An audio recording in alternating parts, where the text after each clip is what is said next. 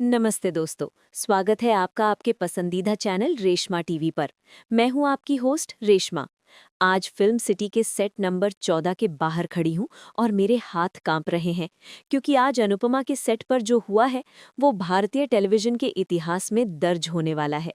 Makers ने जिस high voltage drama को प्लान किया था, आज शूटिंग के दौरान वो हकीकत में बदल गया और सेट पर मौजूद हर एक क्रू मेंबर, लाइटमैन और यहाँ तक कि डायरेक्टर भी अपनी कुर्सी से खड़े हो गए। आज सब्र का बांध टूटा है, आज पाप का घड़ा फूटा है और आज वो हुआ है जिसका इंतजार हम और आप न जाने कब से कर रहे थे। आज पाखी के गाल पर राही का वो तमाचा पड़ा है जिसकी गूंज आने वाले कई हफ्तों तक टीआरपी चार्ट्स को हिला कर रख देगी। चूंकि मैं यही फिल्म सिटी में काम करती हूँ, इसलिए मुझे शूटिंग खत्म होते ही अंदर की खबर मिली है कि राइटर ने इस सीन को लिखते वक्त ही कह दिया था कि ये एपिसोड इस साल का सबसे बड़ा ब्लॉकबस्टर होगा। कहानी की शुरुआत आज सुबह की शिफ्ट से हुई, जहां शाह परिवार और अनुपमा के बीच एक बहुत ही तीखा सीन फिल्माया जा रहा था। माहौल पहले से ही गर्म था। तोशु और पाखी, जो बदतमीजी और लालच का दूसरा नाम बन चुके हैं, अपनी हरकतों से बाज नहीं आ रहे थे। हम जानते हैं कि पाखी यानी स्वीटी अब कितनी कड़वी हो चुकी है। उसे बस पैसा, ऐशो आराम और अपनी मां को नीचा दिखाना आता है। आज के एपिसोड की शूटिंग में पाखी ने सारी हदें पार कर दी थीं। सीन कुछ यूं था कि शाह परिवार की किसी मुसीबत का ठीकरा पाखी ने हमेशा की तरह अनुपमा के सिर पर फोड़ने की कोशिश की।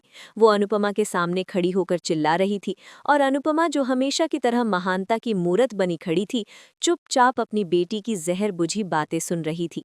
लेकिन वहां एक और शख्स मौजूद था जिसकी मुट्ठियां गुस्से से भींच रही थीं, जिसकी आंखों में अंगारे दहक रहे थे, और वो थी राही, यानी हमारी आध्या। आपको याद दिला दूं कि राही अभी भी अपनी माँ से नफरत का नाटक करती है। वो अभी भी उसे अनुपमा बुलाती है, लेकिन खून तो वो अनुज कपाड़िया का है। अनुज ने उसे संस्कार दिए हैं, उसे सही और गलत का फर्क समझाया है। जब पाखी ने अनुपमा के चरित्र पर उंगली उठानी शुरू की तो सेट पर सन्नाटा छा गया। पाखी के डायलॉग्स इतने चुभने वाले थे कि ऑफ कैमरा के पीछे खड़े लोगों को भी गुस्सा आ रहा था। पाखी ने अनुपमा को ताना मारा कि तूने पापा को छोड़ा, अनुज को छोड़ा और अब तू महान बनने का नाटक करती है, जबकि असलियत ये है कि तू एक बदनसीब औरत है जो सबके लिए पनौती है। ये शब्द अनुपमा के दिल को छलनी कर रहे थे। उसकी आंखों से आंसू बह रहे थे, लेकिन वो कुछ नहीं बोली। ये अनुपमा की मजबूरी हो सकती है, लेकिन वहां खड़ी राही, जो अपनी मां को टूटते हुए देख रही थी, उसका सब्र जवाब दे गया। फिल्म सिटी में मेरे सूत्रों ने बताया कि स्क्रिप्ट के हिसाब से यहाँ सिर्फ बहस होनी थी, लेकिन सीन की इंटेंसिटी इतनी बढ़ गई कि राही के किरदार में जान आ गई। राही, जो कोने में खड़ी ये तमाशा देख रही थी, अचानक बीच में आई। उसकी चाल में वो तेजी थी जो एक शेरनी में होती है जब कोई उसके बच्चे पर हमला करता है। पाखी अपनी धुन में बोलती जा रही थी। उसे अंदाजा भी नहीं था कि एक तूफान उसकी तरफ बढ़ रहा है। पाखी ने जैसे ही अनुपमा के प्रेम और त्याग को नौटंकी कहा और ये बोला कि तेरी वजह से मेरी जिंदगी नर्क बनी है, ठीक उसी पल राही पाखी और अनुपमा के बीच दीवार बनकर खड़ी हो गई। पाखी की जुबान पर ब्रेक लग गया, लेकिन उसका घमंड अभी भी उसकी आंखों में था। उसने राही को हिकारत से देखा और कहा, तू बीच में क्यों आ रही है? ये मेरे और मेरी माँ के बीच की बात है।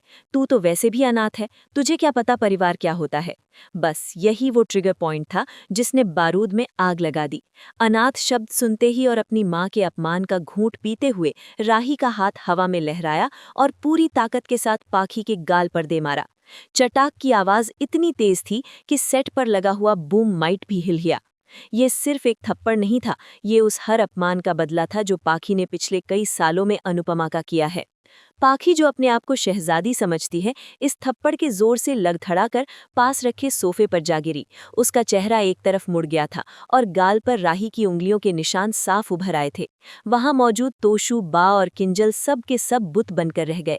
किसी को यकीन नहीं हो रहा था कि राही, जो कल की आई हुई लड़की है, उसने शाह परिवार की लाडली पर हाथ उठाने की जरूरत की है। लेकिन असली सीन तो थप्पड़ के बाद शुरू हुआ।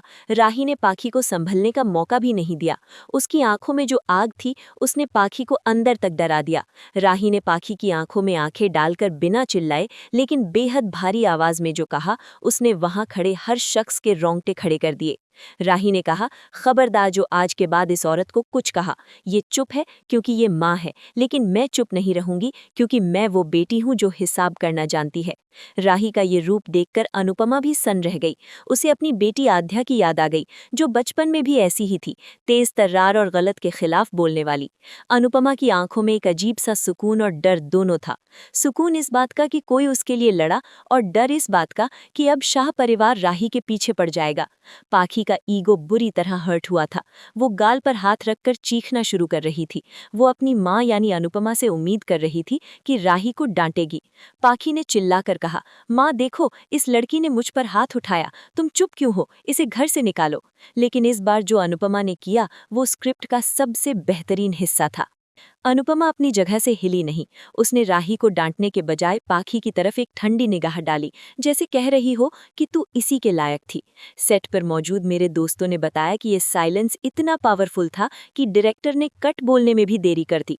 तोशु ने आगे आने की कोशिश की, राही को डराने के लिए, लेकिन राही ने जिस तरह से तोशु को घूरा, वो अपने कदम पीछे लेने पर मजबूर हो गया। राही ने साबित कर दिया कि वो अनुज कपाड़िया की शेरनी है, जो अकेले ही इन भेड़ियों पर भारी पड़ सकती है। अब आप सोच रहे होंगे कि इसके बाद क्या हुआ। क्या पाखी ने पुलिस बुलाई? क्या बा ने तांडव किया? जैसा कि मैं फिल्म सिटी के माहौल को जानती हूँ और राइटर्स रूम से जो खबरें छन कर आ रही हैं, उसके मुताबिक ये थप्पड़ तो बस शुरुआत है। इसके बाद जो ड्रामा अनफोल्ड होने वाला है वो रोंगटे खड़े कर देगा। पाखी अब विक्टिम कार्ड खेलेगी। वो रो रो कर पूरी दुनिया को बताएगी कि अनुपमा ने एक जंगली लड़की को पाल रखा है जो घर की बेटियों को मारती है। लेकिन राही को कोई फर्क नहीं पड़ता। उसने आज अपनी वफादारी साबित कर दी है। भले ही वो मुंह से ना कहे, लेकिन उसके दिल में अनुपमा के लिए प्यार आज दुनिया के सामने आ गया है। शूटिंग के बाद मैंने देखा कि रूपाली गांगुली यानी अनुपमा और राही का किरदार निभाने वाली एक्ट्रेस के बीच काफी गहरी बातचीत हो रही थी। शायद वो अगले सीन की रिहर्सल कर रहे थे, जो इससे भी ज्यादा इमोशनल होने वाला है। इस एक थप्पड़ ने शो की दिशा बदल दी है। अब तक हम अनुपमा को लाचार देख रहे थे, लेकिन अब उसके पास एक ऐसी ढाल है जो लोहे की बनी है। राही का ये कदम शाह परिवार को ये चेतावनी है कि अनुपमा अब अकेली नहीं है। लेकिन दोस्तों, कहानी में ट्विस्ट अभी बाकी है।